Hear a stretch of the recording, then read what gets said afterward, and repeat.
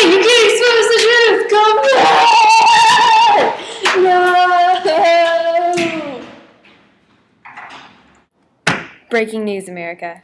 In the clip prior, you witnessed a chicken escaping the harsh conditions of a CAFO. What is a CAFO, you ask? Well, we are here to let you know. It is a concentrated animal feeding operation, and there are around 15,500 of them across America. 90% of American meat is raised in CAFOs, later to be slaughtered to provide for the mass demand coming from the meat industry. Thousands of CAFOs are scattered across the United States, but a few major corporations like Monsanto and Tyson own all of them. This means that the nation's food industry is being controlled by a handful of powerful people who only consider speed and quantity in their productions instead of healthiness and quality. CAFOs confine animals into relatively small places during a 45-day growing season in an area with no vegetation, and for chicken CAFOs there is no light. Animals stand in their own waste, and a portion of this waste makes its way into our food if companies do not use proper health regulations. Which they don't. The pictures you just witnessed are an example of the harsh conditions that animals you consume every day are under. Not only are these animals inhumanely treated, it also affects the health of the human population because the animals cultivate many diseases in their close quarters. These are the animals we are consuming. Though they seem awful, CAFOs are able to meet the demand for meat in this country and is at a price that most everyone can afford. The whole nation is fed cheaply and quickly, and we are not in fear of a shortage of meat. It is always available. But in a larger sense, this low-quality meat will come at a greater expense for your health and will potentially leave you with medical bills.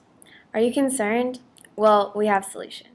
You don't have to just rely on store-bought and factory-packaged meat. You can purchase meat from a farmer's market or local self-sustainable farms where animals are treated humanely, which benefits your health and theirs. Brian Haynes, an owner of a self-sustaining farm in the Chattanooga area, will now provide an insight into a real self-sustaining farm.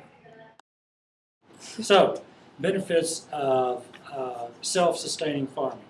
Well, for one thing, I think that being able to get out of something what you put into it is a good thing. When we say self-sustaining, I think the impression that I have that people think of self-sustaining being that I'm not taking manufactured products and putting them into livestock or into crops. And my own operation is a vegetable operation, which my wife pretty much manages. And then we have chickens and cows and goats, which we are farming. The chickens are for eggs, and when they get old, then we put them in the pot and have chicken and dumplings. The cows are for meat, so eventually in the fall they're going to end up in little white packages in the freezer.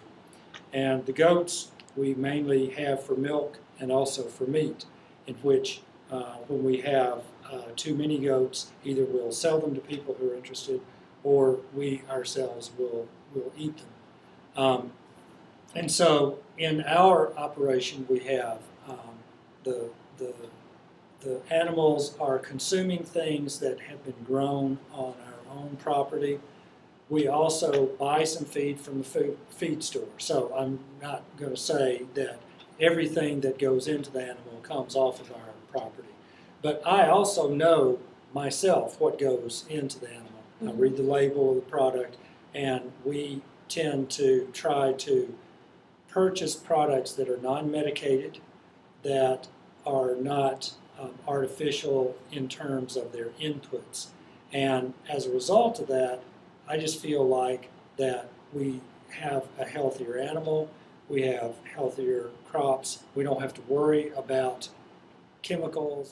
So we have 3 sections of the pasture. There's a perimeter fence around those 3 sections, and then the animals are cycling through. So if you came to our place today, what you would see is the cows are in the middle pasture, the chickens are in one pasture, and we have the goats in the third part of the pasture.